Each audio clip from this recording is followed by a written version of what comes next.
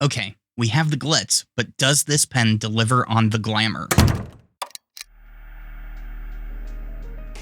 So before we take a look at this week's pen, I wanted to run over a couple things first. The first one, Pineider is a hard name that I'm going to mess up once or twice. I'm sorry, that's just how it is. Second, I'm going to call this pen blue. I'm not making it up, that's the color they say this is. Third, I really don't have a third, but I wanted a 3-item list, so here we are. Yeah, we'll keep that in. Anyways, let's jump in and talk about the Metropolis from Pineider. First and foremost, even though this pen isn't exactly what I would call blue, it does look like a guitar I used to own. So yeah, I really like the color. If I didn't, I wouldn't have bought that guitar and I wouldn't have gotten this pen. Also, I think Pineider did a good job on the packaging, and it does make it a little easier to justify the price tag. And for my first Pineider nib experience, it was actually a good writing experience out of the box. And if they can keep up that consistency, I think it will look good for the brand. There are some oddities though. The biggest one, I was expecting a little bit more of a substantial body at this price point, but we're just not getting that here. Also, for what we do get, I think that the pen would be a little better priced at about $20 less than what it currently is. That said, this particular one was provided for review by Chalet, so a big thank you to them for making this thing a review. So let's go ahead and look at the Pineider Metropolis in, well, blue. The Metropolis offers a nice unboxing experience as a whole, but I feel like maybe Pineider went a little large on the box itself. You'll see what I mean here in a minute by that. Anyways, the font is a nice choice, harkening back to 30s and 40s Americana, and the clear plastic up front gives you a nice view of the newest addition to your collection. I'm going to move past their highlighting of the personalization for now and get straight to what's in the box.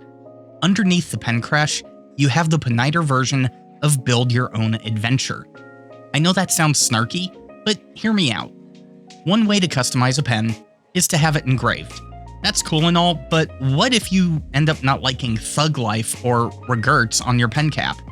Well, Pineider took the simple approach to customization and added it to their Metropolis.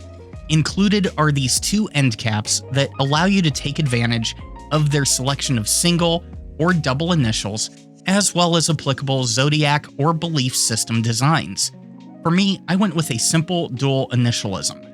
And you can see how, even with the dual initials showing the middle seam, the end cap does a nice job adding the right amount of flavor without digging into the body of your pen. Past that, we have the standard accoutrement of paperwork, including a little bit of brand history, care and use guide, information about the series, and warranty.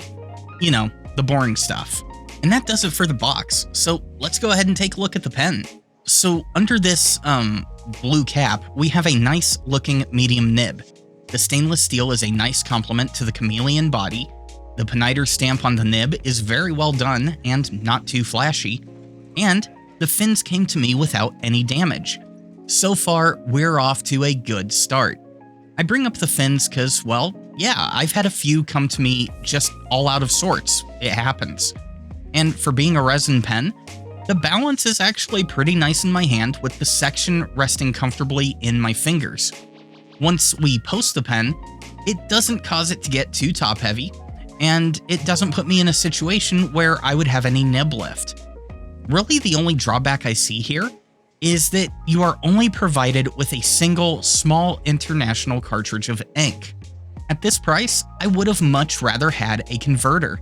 You know, maybe a Mark II or something could add that. But how does this size up to other pens? Well, for that, we're going to bring out the fully recovered Pilot 845.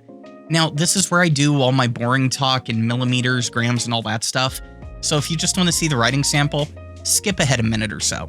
Starting off capped, the Pilot 845 comes in at 25 grams and 145 millimeters, while a Metropolis is 4 grams lighter at 21 grams and shorter at 143.4 millimeters.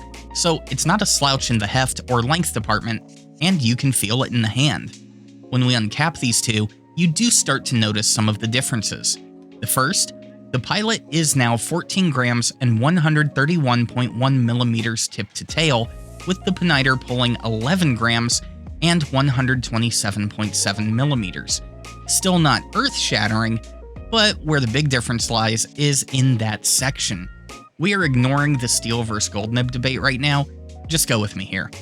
Anyways, the section on the Metropolis hits 25 millimeters from thread to flare and narrows out to 9.9 millimeters, while the Pilot is almost half a centimeter shorter on the thread to flare and a bit thicker at 10.6 millimeters on the section diameter.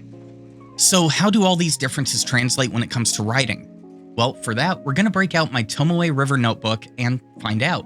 Normally, when I do a writing sample with a new pen, I like to have the option to break out an ink that I know well and get my impressions based on that. Well, due to the limited options given by only having the brand name blue-black ink, I decided to approach this from the perspective of the package as a whole. So here are my thoughts. The pen has a good weight, the nib has a nice feel, and the ink is a touch dry. We're talking gin here. I may touch on Pineider inks at some point, but I get the feeling that if they are anything like this one, then I'm going to be saying that about a few of their inks. It's not a bad thing, but it just means that this nib and feed have to work a little extra to make sure that you don't end up in a starved feed situation due to a dry ink. I wouldn't leave this one unattended uncapped for more than half a minute or so. Ask me how I know that. But if you keep that in mind, and you have this pen uncapped when you are writing, and only when you are writing, well, you're gonna have a good time. It is a good out-of-box experience on paper. The ink has a nice color, and this medium nib gets it out onto the page while gliding the whole time. And for a $90 pen, I like the writing experience I get without having to fiddle around with anything after opening the box. And that's gonna do it for the Pineider Metropolis. Thank you for watching, hit that thumbs up if you like the video, subscribe if you haven't, and consider becoming a patron to help my dogs overcome their milk bone addiction. $2 a month goes a long way. Till next time, don't drink the ink.